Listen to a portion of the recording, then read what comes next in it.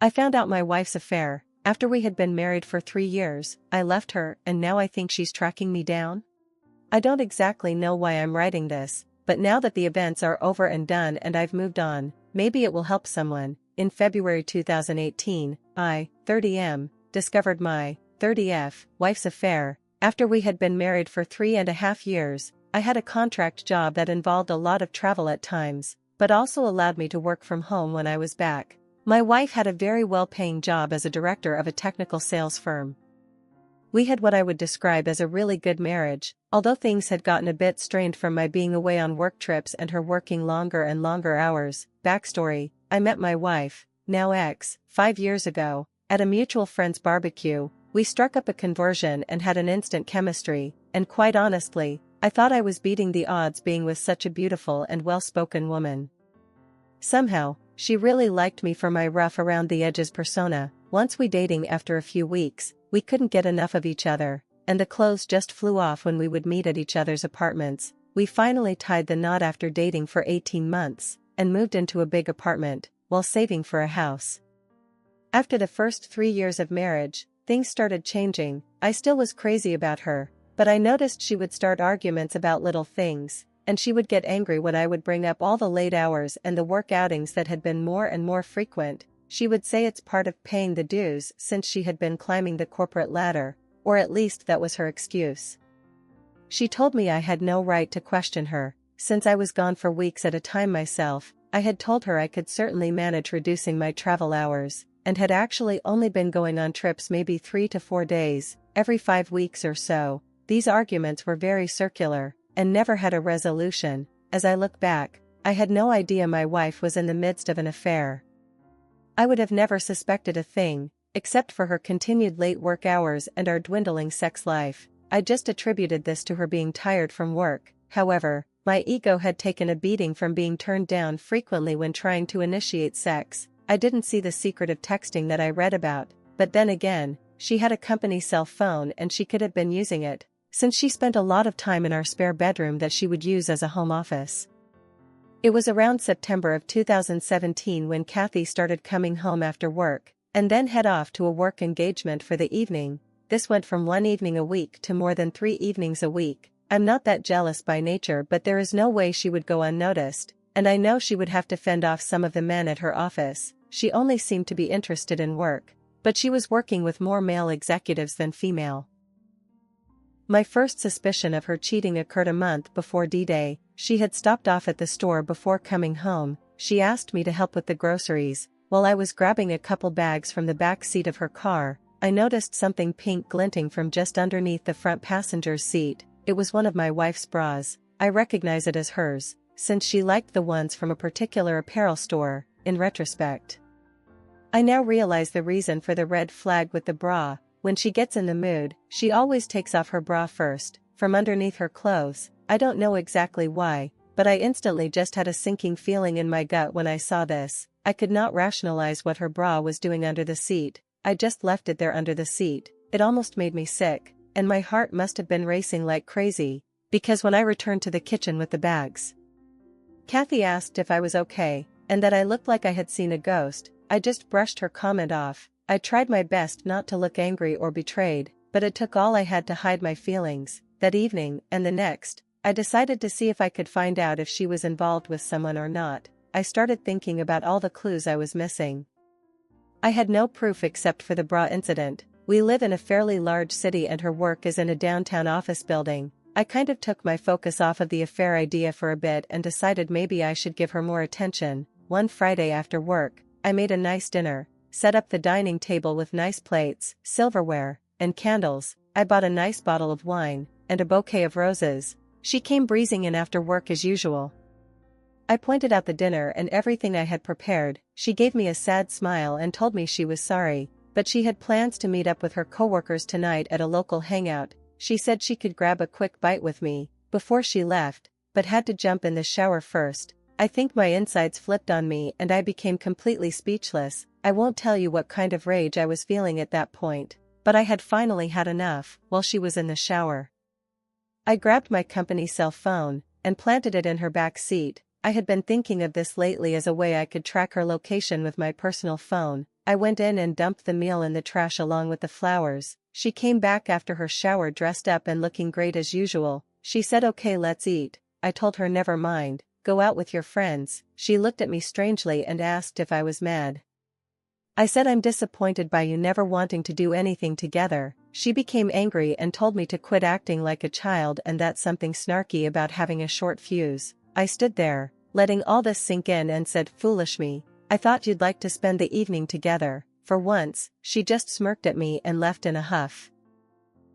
I took out my other phone and started tracking my work phone. I saw her stop about 20 minutes away at the bar that she frequents with her work buddies. I decided to head out and locate her car. Sure enough, there it was in the parking lot of the bar. I sat across the street in my car waiting to see if I could see her. I felt so unlike myself, like a stalker. But I rationalized I needed to at least satisfy my anxiety about her whereabouts.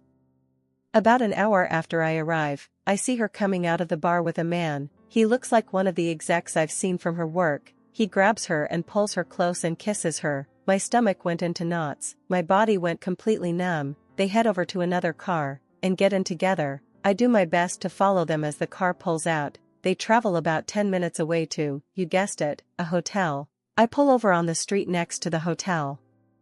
I watch as they get out and head hand in hand into the hotel. I've seen enough, I'm an idiot. I start banging my fist on the steering wheel. That's it, something inside me went completely blank, and I'm not sure if I blacked out or had an out-of-body experience. When I recovered myself, I decided I needed a drink. Now, this is when my life took a new direction that I would have never guessed.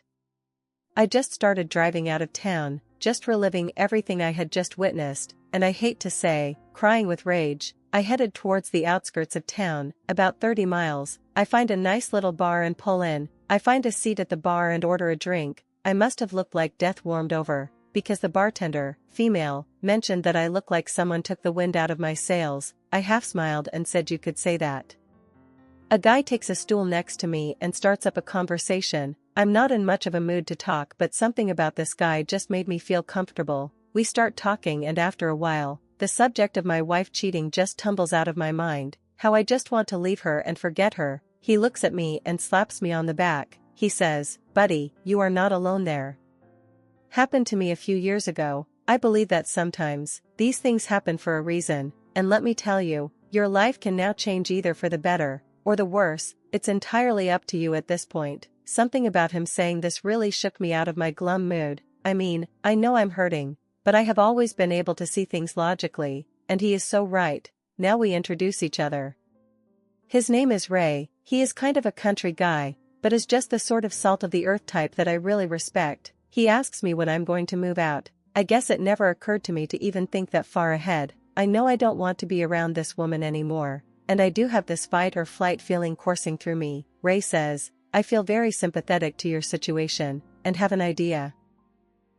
If it comes to it, and you feel like you need to leave at some point, I've got a travel trailer sitting on my property. It's not great and it could use a bit of fixing up. Why don't you come out and check it out and see if you could see yourself living in something like that, temporarily at least. I'll make you a great deal on it. I even have a nice piece of property that you could park it on. You would be doing me a favor to keep an eye on it for me. It might do you some good to get away from your situation. Just a thought. It took me a minute to register his idea. The bartender had been overhearing the conversation and smiles. Hell, honey, she says, if I could have escaped my crazy ex-husband years ago, I would have jumped at the chance to go live in his trailer, anything to just get my head on straight. I feel like I have stumbled into the twilight zone, but maybe this is exactly what I need. I tell Ray, yes, I'll think about it and maybe check it out. We part ways after a bit, and make plans to meet out at his place in a few days. I started to feel like I have a little bit of perspective and a chance for getting out of what I believe is a nightmare, mixed in with a heavy heartache. One thing is for certain, there is no way I'll ever want to be with my wife again. Cheating is such a vile thing to me and has always been the one thing that I believe I would never tolerate. I got home after Kathy that night and sat on the couch. Kathy came out and asked me where I'd been. I turned to her and asked her where she had been. She says, you know, I went to grab drinks. I asked her point blank, are you having an affair? She looks a little startled but regains her composure and says no, why would you ask me that? I tell her I heard she may be involved with someone from work. She asks who told you that. I tell her someone that I know but would not divulge the name. She just tells me you are being ridiculous, and that I'm drunk and delusional, and asks me where I have been. I tell her out to a bar, to have some drinks with friends. She just stares at me, wanting to ask me more, but just heads back to our bedroom and goes back to bed. I decided to sleep on the couch, since I now have confirmation that she has been lying for months to me. I didn't sleep at all, and start picturing her with this guy in bed, and I'm disgusted and hurt and feeling sorry for myself. However, I start thinking about Ray's trailer. It is almost a revelation, and the idea of it just made me feel better. I must have something wrong with me, but with the pain I was in, the fight or flight mode just instinctively kicked in, and the flight part won me over. The next morning, we don't speak much and go about the weekend as if nothing had happened.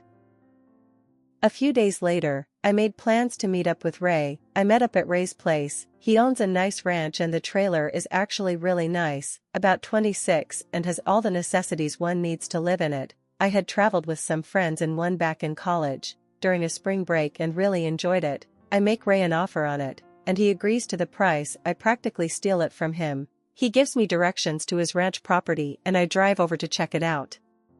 It is beautiful, full of trees, scrub brush, and it looks like there are nearby hiking and biking trails bordering it. It's near the foothills of some mountains, and Ray has a small shack on a hill overlooking the property, with water and electricity for the trailer available. Ray will pull the travel trailer to the site and set it up for me.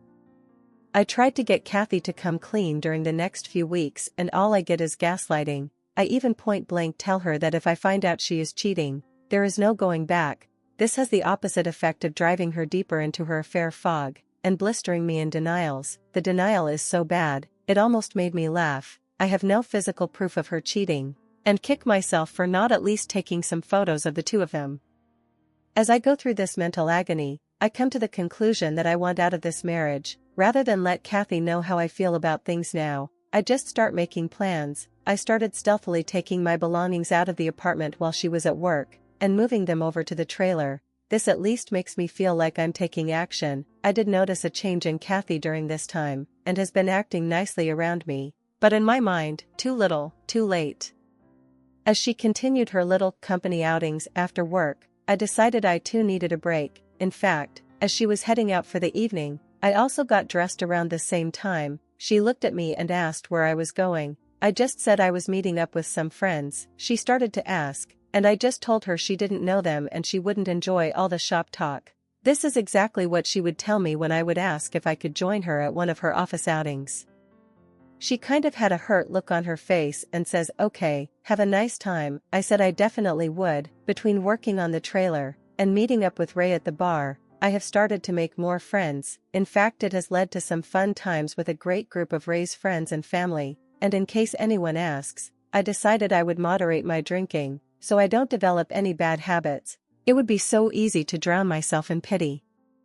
About this time frame, Kathy tells me she has to go on a trip for work the following week. I ask her who is all going and she tells me the executive team and some department heads. I just look at her and tell her I hope she has a really great time with her boyfriend. I kind of wish I hadn't said that. It started a lot of arguing back and forth. In a lot of ways, I wish I knew more about her AP, but as Ray put it to me, in the long run, it doesn't matter who the other guy is. It only matters that she decided to step out on you. She burned down the marriage. She can own it, or deny it, but facts are facts, brother. Damn, Ray should write this stuff down and publish it for the betrayed.